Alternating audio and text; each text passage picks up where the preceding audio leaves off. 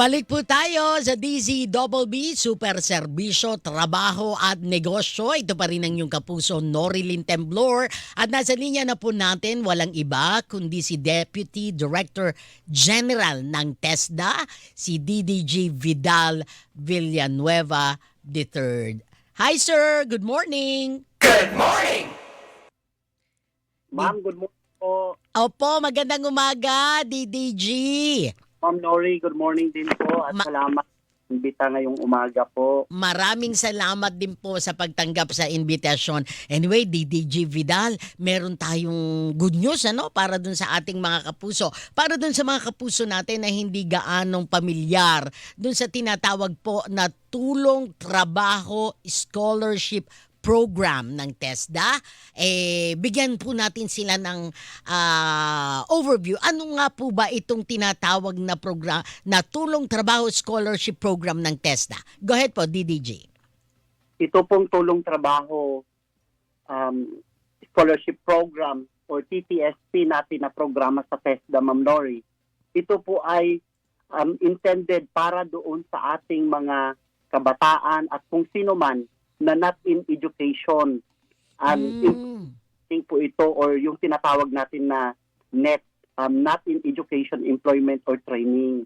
Ang layunin po ay para magkaroon sila ng gainful employment after the training. Ibig sabihin, ito ay binibigay po doon sa ating mga kababayan para magkaroon sila ng upscaling and reskilling efforts nang magkaroon sila ng bagong mga skills o kaalaman para makapaghanap sila ng trabaho at kaya nilang sumabay doon sa needs ng ating mga industriya. Opo, DDG, linawin ko lang, pwede po ito dun sa mga tinatawag na out-of-school youth? Pwede po. Mm-hmm. Pwede po to sa kanila, Ma'am Nori. At saka, ang intensyon naman talaga nito para tulungan yung mga kabataan ba na maisip nila ano ba ang angkop sa kanila na training para yun ang kuhanin nila.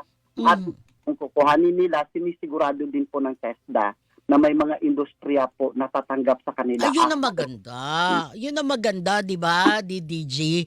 Yung, kumbaga, gagabayan din sila at tutulungan sila ng TESDA, kaakibat ng iba pang ahensya ng gobyerno na merong tatanggap sa kanila sa trabaho matapos itong training program na ito sa TESDA. Gayon po yun? Napalakas din po natin sa TESDA, Ma'am Nori, yung tinatawag natin ng industry partnership. Ang lakas yan, para yung mga trainings natin, yung mga kung paano natin ini-execute sa ating mga training institutions, ay kung ano yung latest technology sa mga industriya. Kaya napakahalaga nito. That is why yung mga kabataan na na-train natin, siguradong yung skills na na-acquire nila from the training are useful para sa kanilang actual work for employment sa mga industry. May certificate to, no, DDG? May mga NCs to, ma'am. Mga national certifications po. Pwede NC1, NC2, NC3, and NC4. Ano pagkakaiba ng mga level na yon ng certificate, DDG, para dun sa mga nakikinig na interesadong pumasok dito sa ating Tulong Trabaho Scholarship Program? Ano yung pagkakaiba ng level ng certificate na sinabi nyo po? Yung NC1, ma'am, yun yung mga entry point. Okay. Ang isang tao na nagkaroon ng NC1, hindi pa niya kayang gampanan yung trabaho na walang supervision. Okay. Diba? Apo. Yung NC2 naman, kayang-kaya na niyang magtrabaho na kahit siya na lang, wala ng supervisor na nakatutok sa kanya all the time. So yun yung NC2. Yung Apo. NC3 naman po, yun yung kaya na niyang siya na mag-lead doon sa iba niyang mga kasamahan ng perform nila yung task o trabaho na binibigay sa kanila. Samantala yung NC4, ay naku ma'am, pang supervisory na yan, pang higher level. Ang galing naman. So dito sa Tulong Trabaho Scholarship Program na ito, ibig sabihin ba, DDG, meron din siyang level-level? Meron doon ma'am sa mga, di ba, yung iba talaga na wala pang skill. So pwede din to nilang kuhanin. Okay. Program na to. Yung iba din na may skill na or may skilled na sila tapos nagtatrabaho na, gusto nilang magkaroon din ng increase ng kanilang sweldo, di ba? Opo. Hindi nilang pumasok sa bagong training nang matuto sila ng bagong kaalaman. Correct. noon, pagbalik nila sa kanilang pinagtatrabahuan, pwede na silang tumanggap ng matataas na posisyon, na nilang tumanggap din at nang sa ganon, tumanggap na din sila ng malaking sweldo kumpara sa sinasahod nila nung una bago sila mag-training. Para doon sa mga nagtatanong, DDG, ano po yung mga kailangan para makapag-apply dito sa ating tulong trabaho scholarship program? Ano po yung mga requirements? Ay, madali lang yan. Opo. Pumunta sa ating mga training centers, ma'am, at saka mga provincial offices. Dalhin lang nila yung kanilang birth certificate. Isa yan sa mga required. At working yung edad, hindi na po yung Menor de edad. Minor na edad ang ating pinagsisilbihan sa scholarship na ito. And aside from full diploma, para doon sa wala pang mga experiences sa trabaho, is kailangan nila yung dalhin. Nang sa ganun, makasigurado tayo kasi nire-require din ng mga industries na at least high school yung kanilang kukuhanin mga trabaho. So dito po sa Tulong Trabaho Scholarship Program, at least kahit papano high school graduate. Opo, high school, yung iba kasi na nag-high school, tumigil na. So yung bago naman ngayon, may senior high na di ba? So pero yung halimbawa, DDJ, na yung mga nagtatanong, nung time na yon high school lang hanggang 4th year. So after nun, talagang hindi na nakapag-aral. So nagtrabaho na lang na sa kung anong maaaring makuhang trabaho. Tapos, pwede silang mag-apply dito. Pwede po ba? Yes. Tayo na nagtatrabaho na sila, tapos papasok sila ulit sa ating mga training center, mag-train sila. Yun yung tinatawag natin na upscaling and yes. Napatuto sila ng bagong kaalaman. At yun nga sinasabi natin kanina, nang sa ganon, mag-increase naman po yung sahod na napatanggap nila. Correct. Naalala ko lang, ang best example siguro para mas maunawaan ng ating mga nakikinig, DDG. For example lang, ikaw ay high school graduate 4th year. So wala pa nung time na yon yung mga senior high. No? So tapos, hindi ka na nakapagkuleyo. Ngayon napasok ka, for example, sa construction. Ikaw ay parang nag-ano pa lang. Labor, 'di ba? Yung tumutulong lang doon sa. Ngayon, gusto mong mag-upscale. So gusto ko na maging electrician, DDG. Yun, pwede. Sample 'yan. At yung pag-electrician, iba ang rate noon kasi pag sa construction site, iba electrician, mas mahal yata 'yan, ma'am. Opo. Ordinary labor lang na nagbubuhat ng mga halina, bubuhat ng mga bagay-bagay sa construction site. Correct. So, kung dati din, high school graduate, tapos nagtrabaho agad, nasa construction pa din, pwede rin silang magiging plumber. Diba? Yes. O kaya, yung... noon. Opo, DDG, pintor. Meron ba tayong training? Yung sa meron tayong mga pintor. Yung kasi mahal din ang bayad dyan, DDG. Opo, yung tile fitting natin, ma'am, tile fitter ang tawag niyan eh. Mahal yan kasi kada piraso ang bayad niyan eh. Correct. At lahat ng nasa construction site, alam kung paano mag-set ng tile. Special skills din ang kailangan dyan eh. Opo. So, bigay pa tayo na example para sa mga kapuso natin yung tinatawag ni DDG Vidal Villanueva na upscaling. For example naman, so high school graduate ka lang hanggang 4th year high school kasi yun po yung isa sa requirement kahit pa paano high school graduate. So, hindi ka na nakapagkuleyo. So, ngayon natanggap ka naman for example, parang halimbawa telephone operator, yung mga ganon. Ngayon gusto mong mag-upscale. Gusto ko namang mapunta sa yung sa yung tinatawag ngayon na sa customer service, yung sa mga call center. So gusto ko mag-train. Program 'yan, 'di ba? Matuto din sila ng mga languages. May programa tayo diyan sa National Language Skills Center. May offering tayo English, Korean, Mandarin Chinese.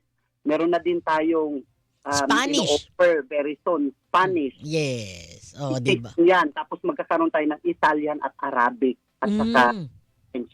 So madami, ma'am, di ba?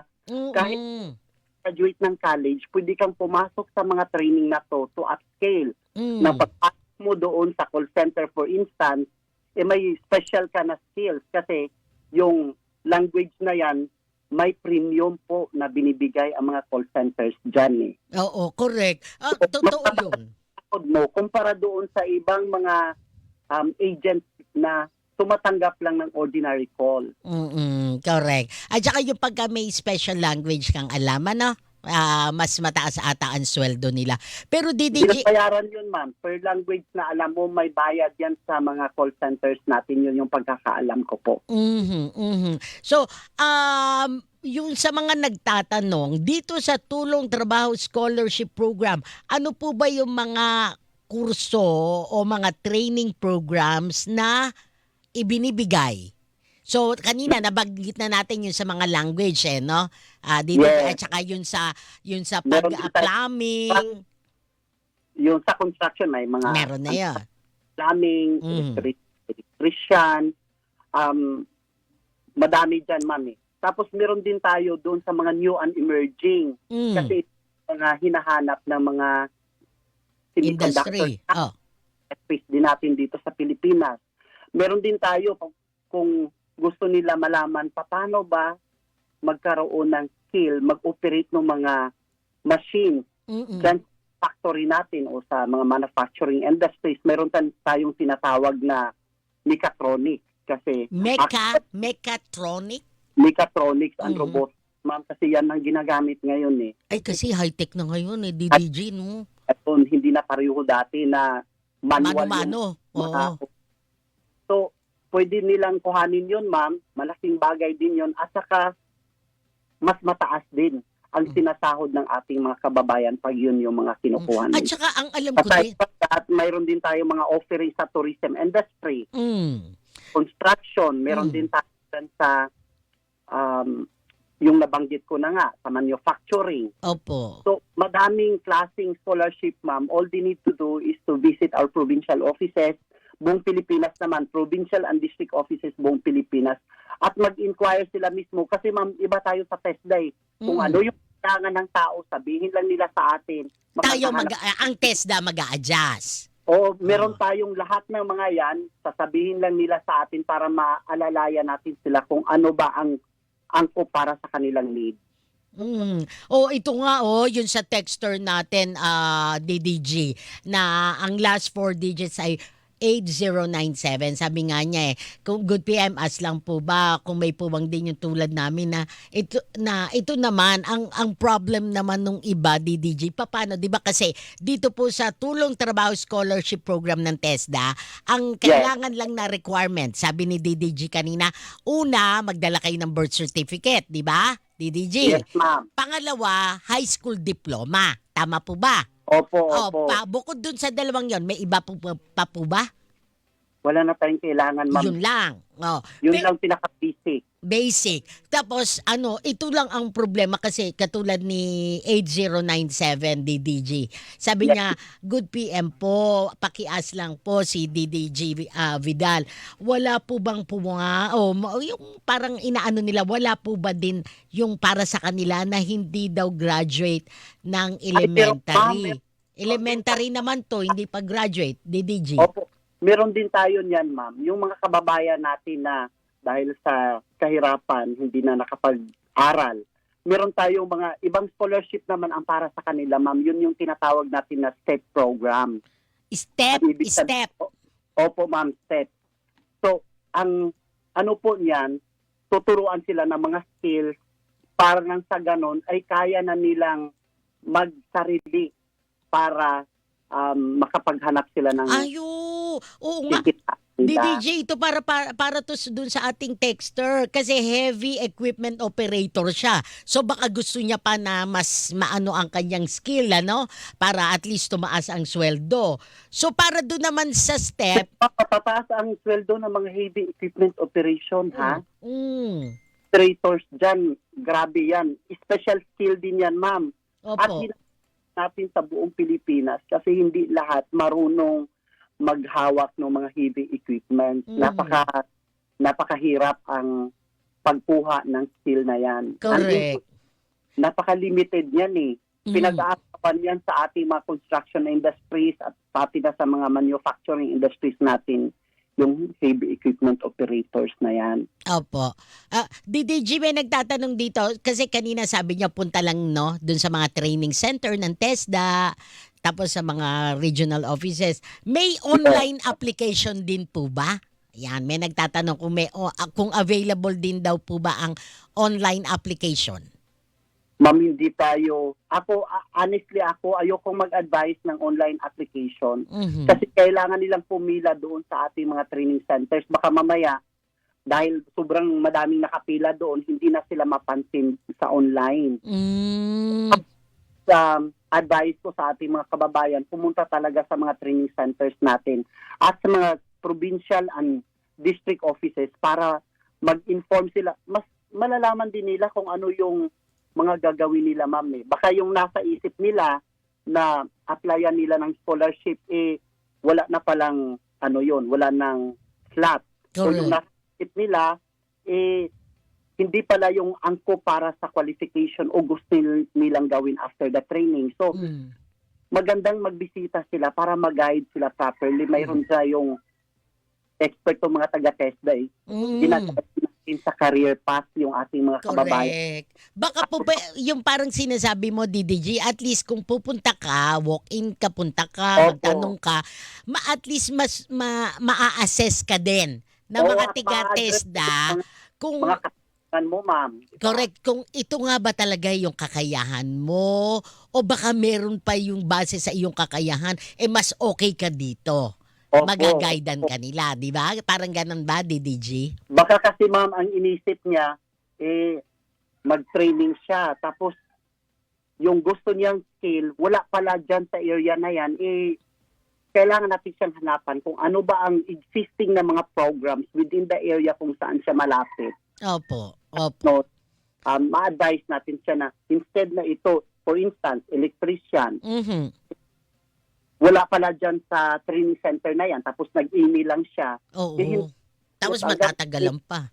Oo, whereas kung pupunta siya doon sa training center o sa provincial office natin, masasabi, ito na lang kuhanin mo kasi wala nang scholarship for this particular qualification na gusto mo. Correct. May job opportunities naman after nito. Mhm. Anyway, tapos DDG may nagtatanong dito daw sa Tulong Trabaho Scholarship Program ng TESDA kasi alam ko sa STEP may allowance 'yun ano? 'Di ba DDG? May allowance din Yes. po to, ma'am. Ang Ito CPS. ding Tulong Trabaho Scholarship Program may allowance din po.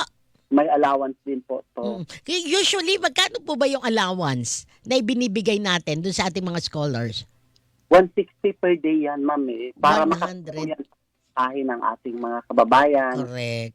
Para pamasahe, kahit pambaon man lang, Oh, 'di ba? pero wag naman sila mag-training, ma'am, dahil lang sa allowance. Dapat nag-training sila with a purpose talaga na Oo makapag-land naman. better opportunities or job Correct.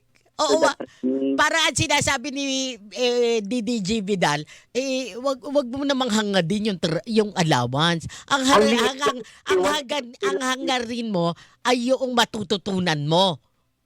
Tama, ma'am. Oh, di ba? Anyway, DDG Vidal Villanueva, sir, ibibigay ko sa inyo yung pagkakataon para magbigay ng mensahe dun sa ating mga kapuso na interesado pa dun sa iba pang mga programa ng TESDA. Go ahead po. Thank you so much, Ma'am Nori. Sa ating mga kababayan po na nakikinig dito sa radio ngayong umaga, kung gusto nyo pong mabago yung buhay ninyo, magpunta po kayo sa ating mga TESDA, provincial and district offices. At meron din po tayo mga TESDA accredited institutions buong Pilipinas. 4,000 po yan mahigit. Pumunta kayo doon at tumangguni kung ano ba ang kailangan ninyo na skill. Nang sa ganon, matulungan kayo ng ating mga TESDA officials or mga employees at ma-advise kayo kung ano ba yung mas dapat at karapat-dapat na gawin mong training nang sa ganon magiging productive yung inyong buhay po. At saka huwag kayong mag-atubiling mag-contact sa atin sa TESDA kasi lagi naman tayong nandito para alalayan at gabayan ng ating mga kababayan para nang sa ganon, after ng process ng pagtitesda ninyo po ay makuha nyo kung ano ba yung gusto nyong opportunities ahead of you. Ayan. DDG Vidal, sir, maraming salamat sa pagkakataon. Ma'am, pagpasensyahan mo yung Tagalog ko kasi Ay, naku, okay lang yun, sir. Naiintindihan ko. iba yung Bisaya kasi Ay, nako. so, Wag, nagta-translate pa ako bago ko sinasabi kasi hindi ako used na nagtatagalog po. okay lang yun, sir. Asawa ko Bisaya din. Yeah, at saka ang mga Bisaya malalambing. Alam niyo ba yan? O, di ba? Ang siguro ako lang, ma'am, mababait kami mga Bisaya. Of course. Anyway, DDG, Ma'am, wag kang mag-alala. Ma'am Nori, Oh, kapag i-invite po sa amin sa TESDA, di rin po kayong nagsasawa na tulungan tayo na maabot ang ating mga kababayan para correct. ma-inform sila sa mga programa at mga proyekto ng TESDA para sa ating mga kababayan. Oh, at saka basta tandaan mo, DDG Vidal, hindi hadlang ang dialekto. 'Di ba? Kita para Totoo, maghatid totoo. ng mga impormasyon na kinakailangan ng ating kapwa Pilipino. O sana po intindihan nila yung pinag-uusapan natin. Uy, Ma'am Nori. naunawa nila ako. Nag-enjoy ako. Ang dami kong natutunan. Oo. Anyway, At, mas maganda, ma'am, imbitahan na din kita opo. para matulungan mo pa kami lalo. Mas maganda bisitahin mo kami sa TESDA minsan. Ay, ganon. Palagay ko, ang layo ng office mo. Ma'am, Tagig lang yun. Anyway, ikaw ang iimbitahan ko na bumisita dito sa ating programa, 'di ba? Sige po. Sige po. Oo. Willing naman po tayo. Yes, DDG. Anyway, maraming salamat sa pagkakataon at ingat po kayo. Happy weekend. Kayo din po, ma'am. Maraming salamat po. Maraming salamat po. God bless.